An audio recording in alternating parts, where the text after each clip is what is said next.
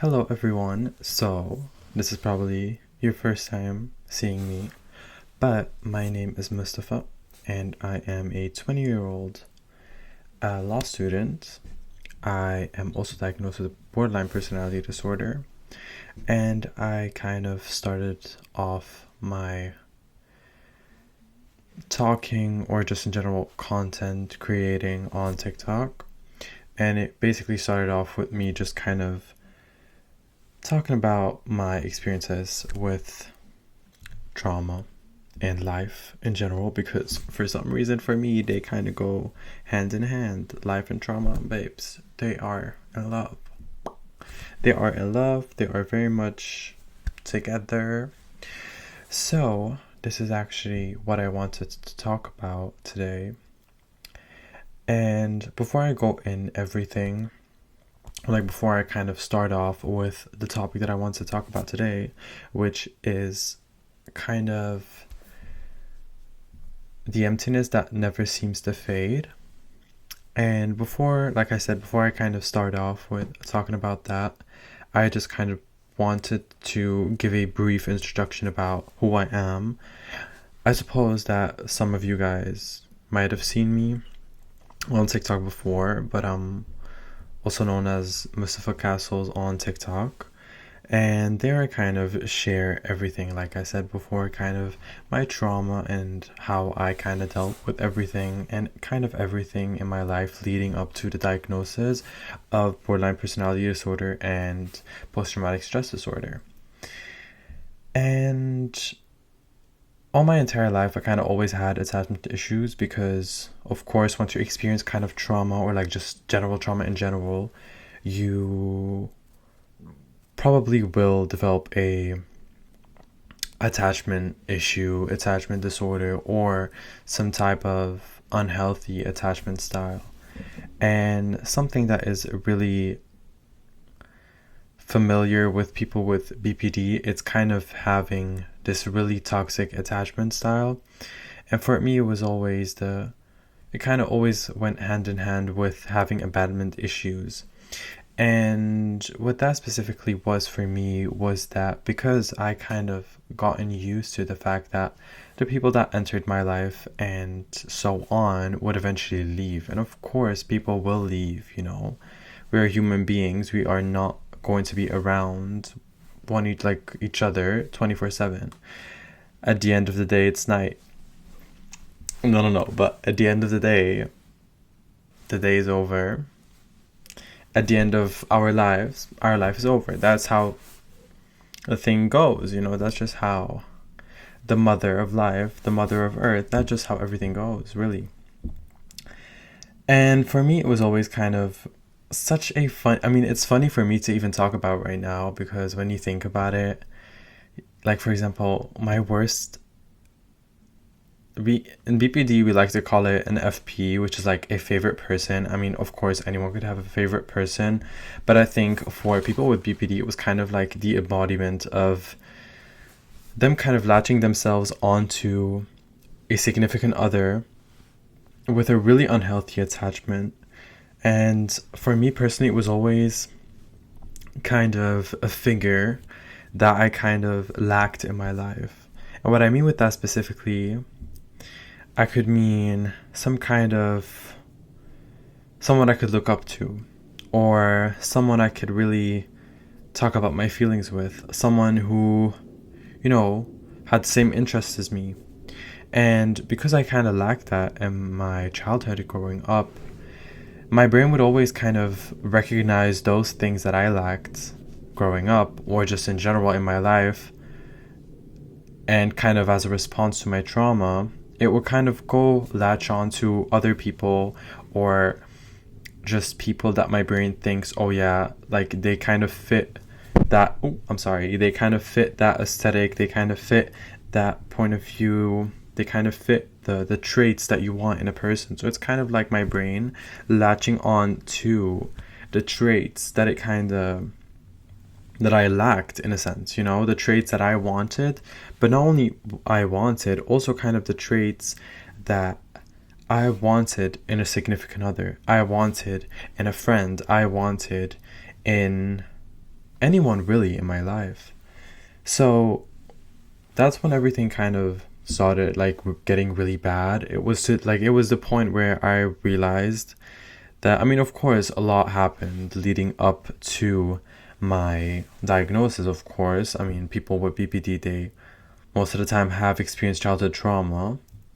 So it was always kind of obvious, but of course, it wasn't obvious in the sense that I knew from the beginning that I had BPD, but it was always kind of like, I just kind of had to get used to the symptoms that I kind of got because of trauma, the symptoms that I developed because of trauma, as a response to trauma, and also as a way for my brain to kind of force itself to deal with the situations that I went through and the situations that I continued on going through, because a lot of the things that, caused the trauma, or the things that were the cause of the trauma or anything, really kind of repeat themselves, because I kind of attract what I experience. I kind of attract people for some reason, which is so weird, because why do we attract things? I mean, it's obvious, once you kind of focus on something, once you expect something to happen, or expect someone to leave you, or expect someone to do those negative things, like the negative things that you kind of always experienced, or like you always expected from others, that it will happen to you. It's kind of a form of self-sabotaging, or not only self-sabotaging, just in general, kind of forcing other people to kind of leave. If you kind of have the expectations that people are going to leave, it eventually will lead to self-sabotaging in the way that you're kind of manifesting them to leave. And I'm not saying it in like a really spiritual level or anything, not even talking about the spirituality of things, but just thinking of it. If you expect yourself to, if you expect someone to leave you, eventually, unintentionally, you will give that person reasons to leave. That's kind of like an objective thing of it, because if you expect something to happen, it will happen. If you suspect that whatever you thought was always kind of, if you kind of think that, so if you kind of convince your brain that that person doesn't love you, eventually you will kind of unintentionally or even intentionally search for reasons why they don't love you, causing them to actually stop loving you, really, because it's kind of like you're forcing that upon them. You're kind of forcing them. You're like, it's really difficult to talk about. Anyways, I think I made my point clear about that. It's kind of like you kind of manifest / self-sabotage things just for them to kind of align with your expectations, for them to align with your thoughts and your way of thinking. And that's what I kind of wanted to talk about, was the moments that I kind of started, like, recently. The last time that I got in such a toxic type of attachment mentally to someone was a few months ago, and I think approximately 3 months ago. And ever since, everything has been kind of boring. And what I mean with that is, because I gotten used to life being so fast paced, in the sense that I've experienced so much and was always like extreme lows and like some highs, but mostly lows. I kind of got used to it, so now that everything is quote unquote peaceful, it's kind of difficult for me to accept those, like, that things are peaceful. I never really understood the concept of having a peaceful surrounding. I never really kind of understood the difference between the difference between chaos and peace, because I kind of had to find peace in the chaos that was always around me. And because of that, I kind of saw chaos as peace, in a sense, because I got used to it. So for me, me going through a lot and experiencing a lot and just kind of going through a lot of trauma, that kind of was my peace, because I got used to it. That was the norm for me. Because you get, like, after a while, you get used to everything going bad, that's just how things, because like, for example, if like, I mean, I'm giving an example as if it's not literally going to be my personal experience, but if you have a feeling, or like just in general, you go through a lot of things your whole entire life. For example, bullying. I got bullied a lot in middle school and everything, and which it kind of like eventually it really helps with your confidence, because after a while I had to like kind of force myself to find my own self-worth, but that's a topic for a different video or even different thing to even talk about. But specifically, if you experience so much bad things, if you experience so much drama, your brain will start to get used to it, because it will have to force itself to kind of adjust to whatever you're experiencing. If your brain starts to have to, if your brain gets used to people being mean to you, people leaving you, you will kind of see that as the norm. You will see that as something like a nice trait of someone, And that's one thing for me, is that I also kind of confused rudeness and love, or like hate and love, with each other, because I got so like, I had to convince myself that some acts that like, not acts, like some things that I had to go through, I had to kind of convince myself that it was like all okay, because my brain couldn't really even place it. Like, for example, I was a kid, or I'm like 20 right now, but if we're even thinking, like, I was supposed to be playing with, I don't even know, Playmobil, Legos, I don't even know, girl. But I was supposed to play with those things, and not kind of deal with trauma. That's the thing about my brain, is like, why am I supposed to deal with trauma? So the only way for me to be able to deal with it was kind of find the good in it, kind of accept that things were the way they were. But of course, me being me, I never accepted that. I always search for a reason due to why that happened to me, But in the meantime, because I knew for a fact that I wasn't going to get clarity or even reassurance to that thing, I knew that whatever I experienced, I was probably never going to get like clarity about it, because some things just aren't going to be cleared out. But I knew for a fact that I had to kind of find a reason for me to accept it and put it behind me, kind of see that like, okay, what I've gone through is like normal. Like what I went through, it's like an act of kindness, an act of love or whatever, which I knew for a fact it wasn't, but I kind of had to accept it, because otherwise it would be me blaming myself for the situation. But I knew for a fact that I didn't do anything wrong. I was a kid, So just talking about that, and to go on further with specifically what I wanted to talk about was that the emptiness that just never seems to fade. Because like I said, I went through so much, and now that those past 3 months I haven't really experienced anything, last 2-3 years specifically, I was going through so much. Like, it was so much struggling, it was so much trauma, it was so much unhealthy attachment, it was so many people leaving me, it was so many people abandoning me, it was so many people being mean to me, it was me putting myself in really bad situations. For some reason I got out, thank God I got out of them, but hello.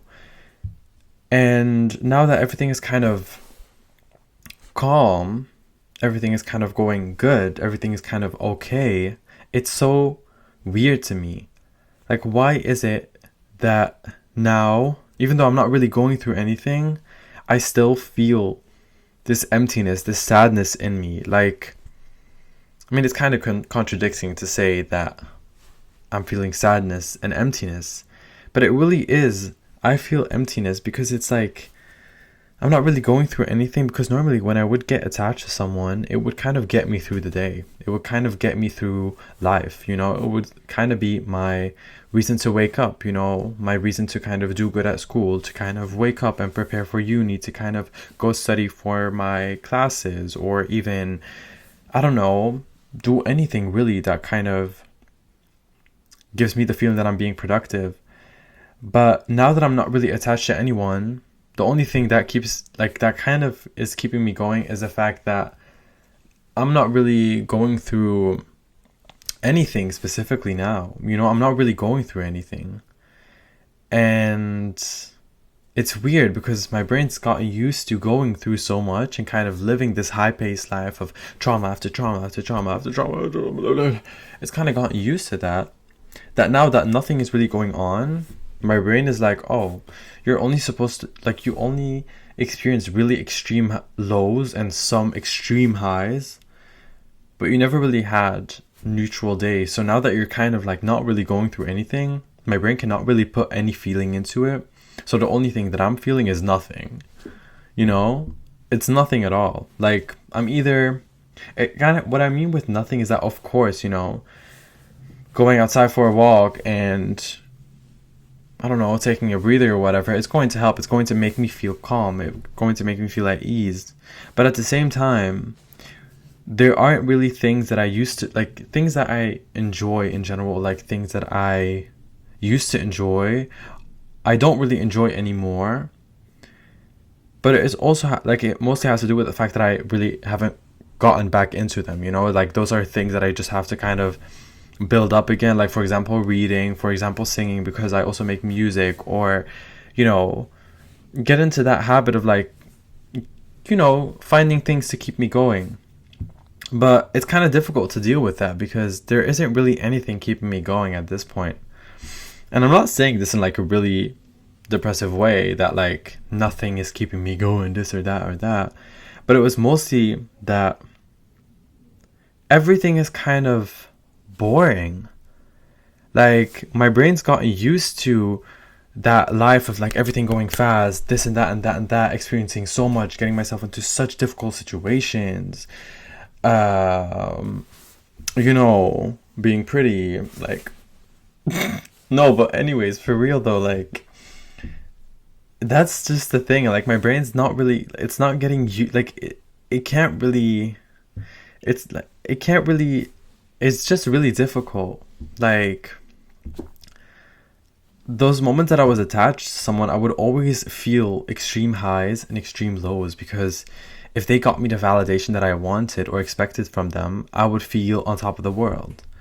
But then suddenly they do something wrong and I'm crying on my bed, listening to Phoebe Bridgers' I Know the End. And I do in fact know the end, you know what I mean? So that's kind of the thing. Or listening to Shihiro by Billy, like, I would just start crying. And I also, the whole thing about like me, I used to always link songs to certain situation, events, or traumatic events in my life. It's so traumatizing because suddenly that song would like appear in my playlist. I'm like, no, no, please don't play it. I don't want to play it. I don't know what song it was. Crack Baby by Mitski. Or what else? I'm thinking. I Know the End by Phoebe Bridgers, 100%. Chihiro by Billie Eilish, but that was like a recent one. I mean, recent, it's like, oh, I'm thinking Me and My Husband by Mitski. When You Sleep by My Bloody Valentine. Girl, don't even get me started. But no, for real. So that's just kind of what I want to talk about. It's like the emptiness that just never seems to fade. Like, why am I not feeling anything? Like, that's just the thing. Oh, that sounded so funny. But like, and what do we do now? I'm stuck. Hello? Someone help. Someone help girl out. Like, what are we doing? I'm kind of stuck. But anyways, I hope you guys have a nice night.